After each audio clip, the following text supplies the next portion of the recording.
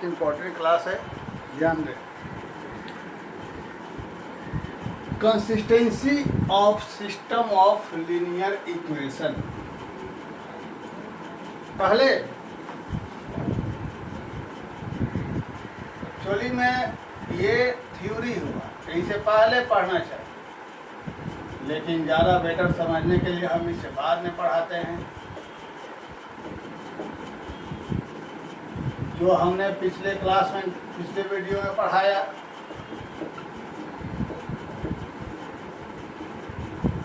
यह 3 इक्वेशन है। हम लोग इसको सॉल्यूशन निकालने के लिए जो भी पढ़े थे वह एक मैट्रिक्स ए माने थे एक्स वाई जेड के कोएफिशिएंट का, ध्यान रखेंगे।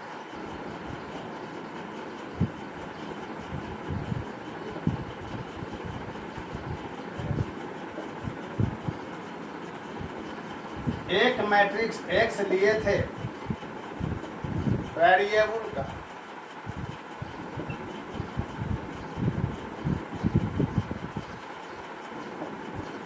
लिए थे वेरिएबल का, और एक लिए थे कांस्टेंट टर्म का। तीनों में रिलेशन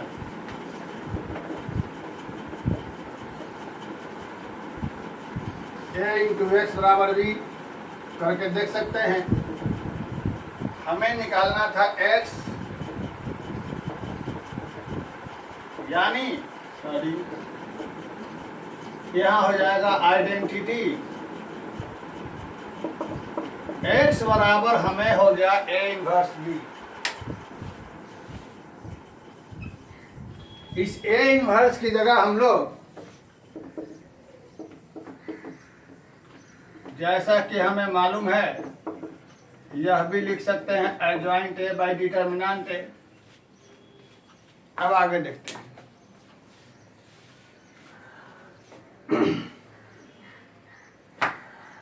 जैसा हम लोग पहले देखे, तो इसके पहले यहाँ दिया हुआ है कि consistency of system of linear equation, उसमें 2 तरह का लीनियर इक्वेशन होगा। एक होगा नॉन होमोजीनियस और अगला होगा होमोजीनियस। तो पहले हमको समझना होगा कि ये नॉन होमोजीनियस और होमोजीनियस इक्वेशन क्या होता है।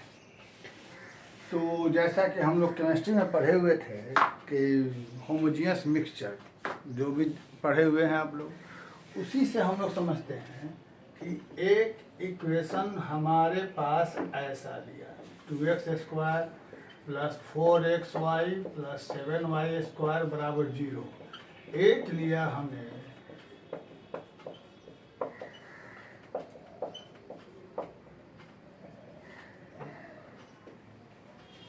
यहाँ हम देखते हैं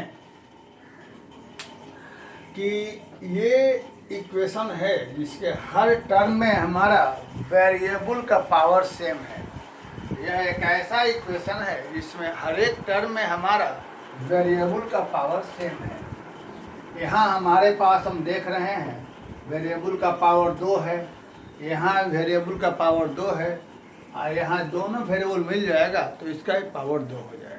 यहाँ देख रहे हैं वेरिएबल का पावर 2, 2, 2, लेकिन यहाँ 1, यहाँ 1, यहाँ वेरिएबल नहीं, यानी पावर 0।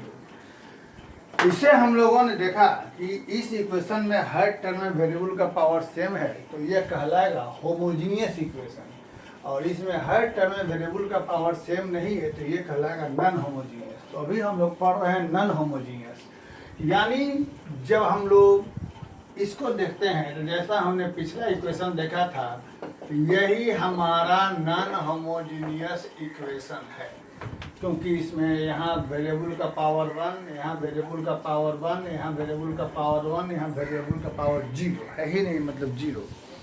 तो इस तरीके से ये कहलाएगा नॉन होमोजीनियस। और इसी में होमोजीनियस क्या होगा, जब यह कांस्टेंट टर्म की जगह यहाँ 0 हो जाएगा तो यह हो गया होमोजीनियस, क्योंकि यहाँ वेरिएबल टर्म कहीं भी हर जगह वेरिएबल का पावर 1 ही है। तो ये नॉन होमोजीनियस है, और ये हम लोग इसके बाद वाले पढ़ेंगे होमोजीनियस। फिलहाल यहाँ पर जब हम लोग चलते हैं तो नॉन होमोजीनियस केस में अब इसके पहले हम लोग एक जरा 10th वाली बात को ध्यान दे लेते हैं। जैसे हम लोगों ने देखा था कि इस तरह का हमारे पास इक्वेशन हुआ था, ध्यान देकर देखेंगे।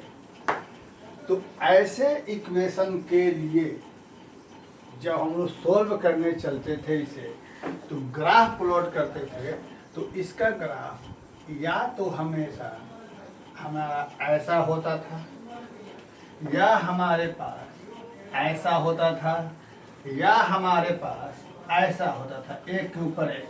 फिर से बोल रहे हैं, इन दोनों इक्वेशन का ग्राफ जब प्लॉट करते थे तो या तो हमारे पास इंटरसेक्टिंग लाइन होता था, या हमारे पास पैरेलल लाइन होता था, या हमारे पास कोइंसिडेंट लाइन होते थे।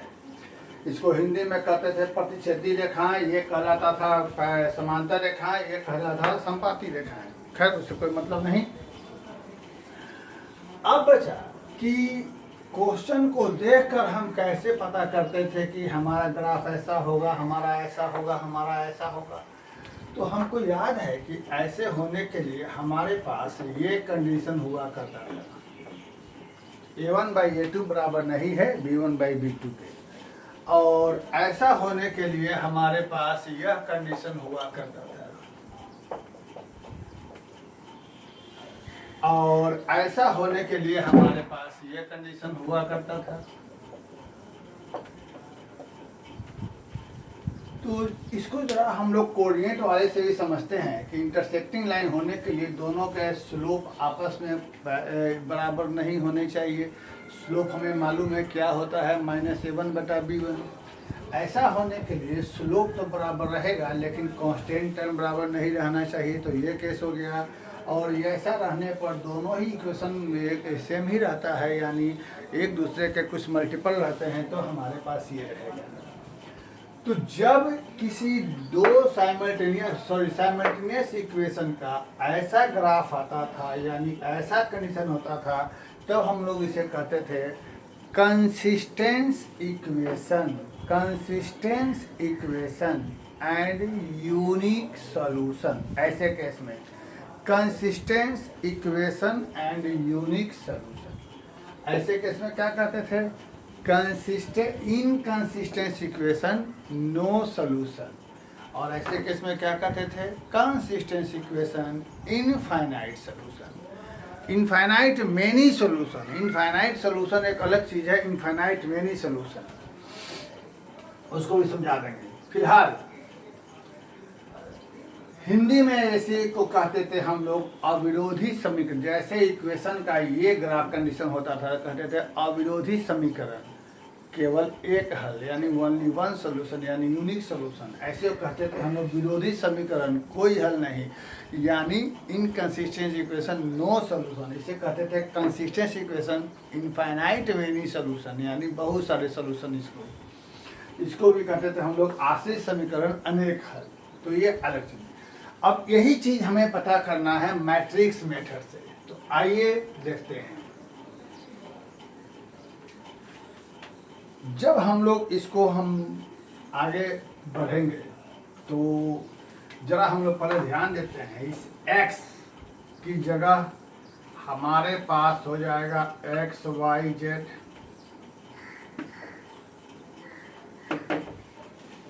वन बाई, और एडजॉइंट a इंटू बी। इसका एडजॉइंट और b का प्रोडक्ट कुछ न कुछ तो होगा,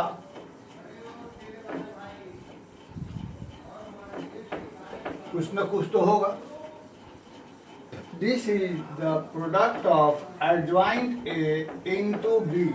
ये हमारा क्या है, एडजॉइंट ए और बी का प्रोडक्ट। अब आगे,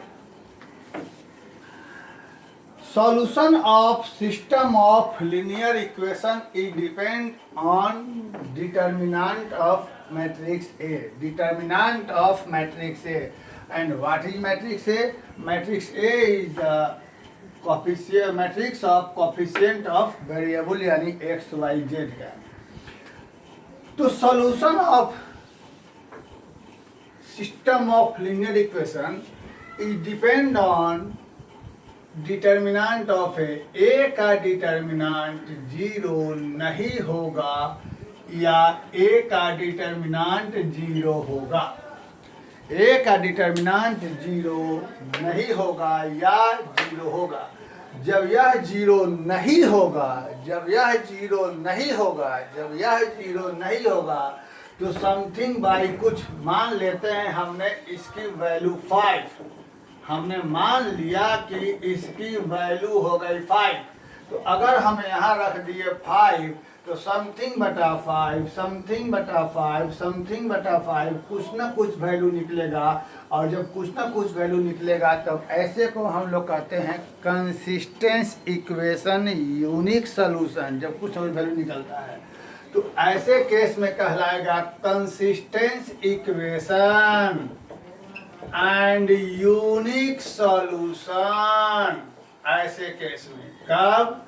जब हमारे पास ए का डिटर्मिनेंट 0 नहीं रहेगा तब वह कहलाएगा consistence equation and unique solution. अब आगे, जब यह 0 हो जाए, जब ए का डिटर्मिनेंट 0 हो जाए तब आगे सोचा जाए क्या होगा। तो इसके 0 होने पर 2 केस हो जाएगा। पहला case,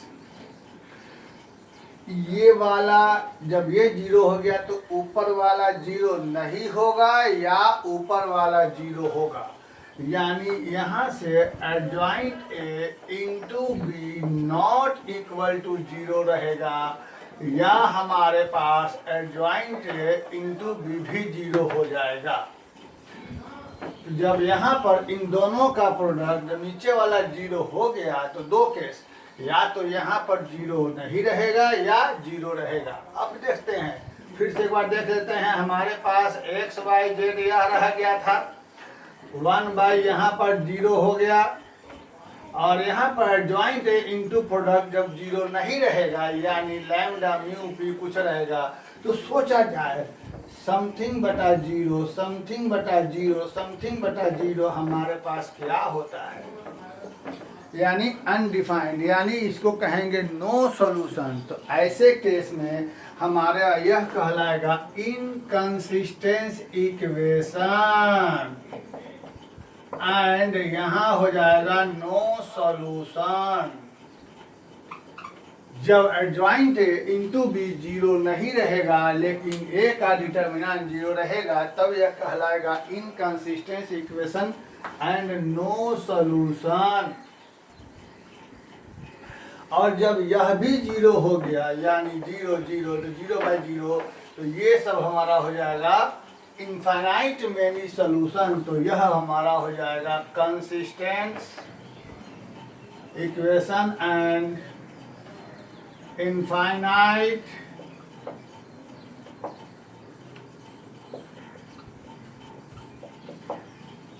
many solution to system solution of system of linear equation. यानी कंसिस्टेंसी ऑफ लीनियर इक्वेशन में 2 केस आ जाएगा। एक आएगा जब इक्वेशन नॉन होमोजीनियस हो और अगला आ जाएगा जब इक्वेशन होमोजीनियस हो। तो अभी हम लोग नॉन होमोजीनियस केस में पढ़ रहे हैं। नॉन होमोजीनियस क्या होगा, होमोजीनियस क्या होगा, इसको मैं शुरुआत में बता दिया है। तो नॉन होमोजीनियस केस में हमारे पास ये सिस्टम रहेगा solution of consistency of equation depend on determinant A. Determinant A क्या है, A is the matrix of coefficient of x y z. या तो ए का डिटर्मिनेंट 0 नहीं रहेगा या 0 होगा। जब 0 नहीं रहेगा तब कंसिस्टेंट इक्वेशन कहलाएगा कंसिस्टेंस इक्वेशन। और यूनिक सॉल्यूशन जब ए का डिटर्मिनेंट 0 होगा तब एक्स वाई जेड का वैल्यू डिपेंड करेगा एडजॉइंट ए इंटू बी के प्रोडक्ट पर। ऊपर वाला 0 नहीं रहेगा तो समथिंग बटा 0 हो जाएगा अनडिफाइंड, उस केस में हो जाएगा inconsistence equation and no solution. और अगले वाले में हो जाएगा जब यह भी 0 हो जाएगा, 0 बाई 0 हो जाएगा हमारा इनफाइनाइट मेनी सॉल्यूशन। अब आगे की बात, जब यह केस 2 में हम लोग आ जाते हैं, केस 2 में हम लोग आते हैं कि जब यह सिस्टम ऑफ इक्वेशन कहलाएगा होमोजीनियस। होमोजीनियस केस में क्या होगा कि हमारे पास यह कांस्टेंट टर्म रहेगा 0 0। तो हम लोग यहाँ पर देखते हैं 0 0 के केस में ये वाला चीज हमारे पास हो जाएगा कांस्टेंट में d1 d2 d3 की जगह 0 0। अब सोचा जाए फिर से हमारा वही केस हो जा रहा है। तो एक बात यहाँ यह देखिए a इंटू एक्स बी होगा ही होगा, इनवर्स से मल्टीप्लाई करेंगे होगा ही होगा, बराबर ये होगा ही होगा। अब इसके बाद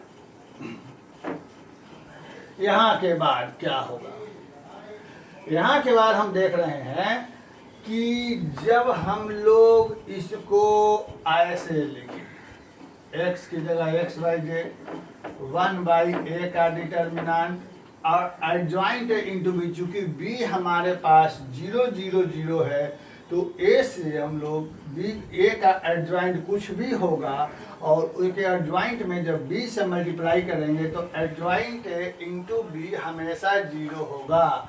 यहाँ पर एडजॉइंट इंटू बी जो होगा यह बराबर 0 होगा ऑलवेज, यह हमेशा 0 होगा।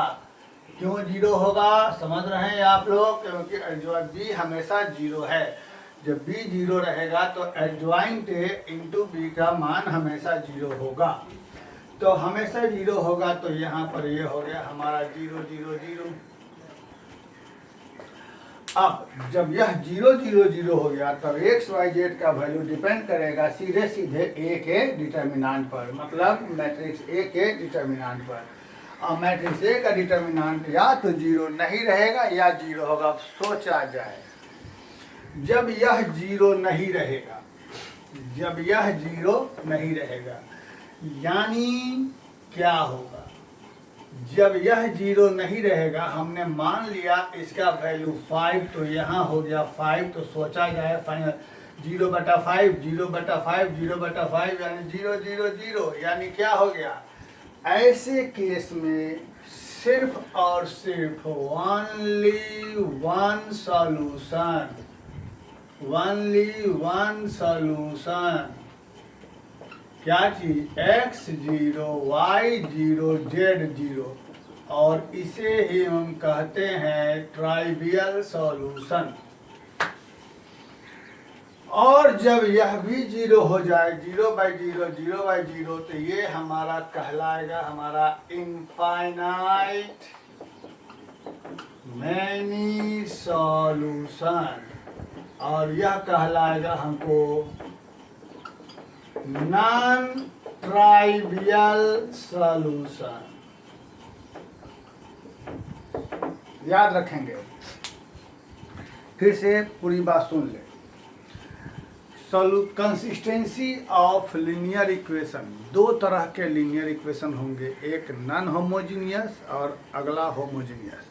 तो नॉन होमोजीनियस केस में 3 तरह के सॉल्यूशन होंगे, एक होगा कंसिस्टेंस इक्वेशन और यूनिक सॉल्यूशन, अगला होगा इनकंसिस्टेंस इक्वेशन और नो सॉल्यूशन, अगला हो जाएगा consistence equation infinite many solution. देखेंगे सबको बढ़िया समझेंगे।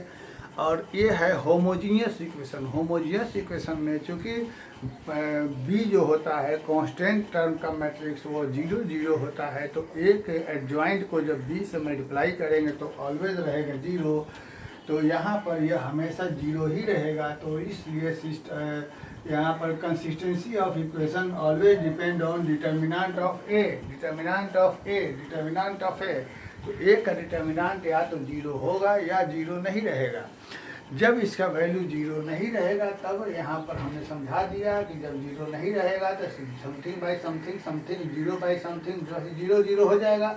तो इसका सिर्फ एकमात्र दुनिया में ऐसा कोई भी होमोजीनियस इक्वेशन, दुनिया में ऐसा कोई भी होमोजीनियस इक्वेशन जिसमें ए का डिटर्मिनेंट 0 नहीं है, तो इसका सीधे सॉल्यूशन लिखेंगे x बराबर 0, y बराबर 0 एंड z बराबर 0। तो ऐसे सॉल्यूशन को हम लोग कहते हैं ट्राइवियल सॉल्यूशन।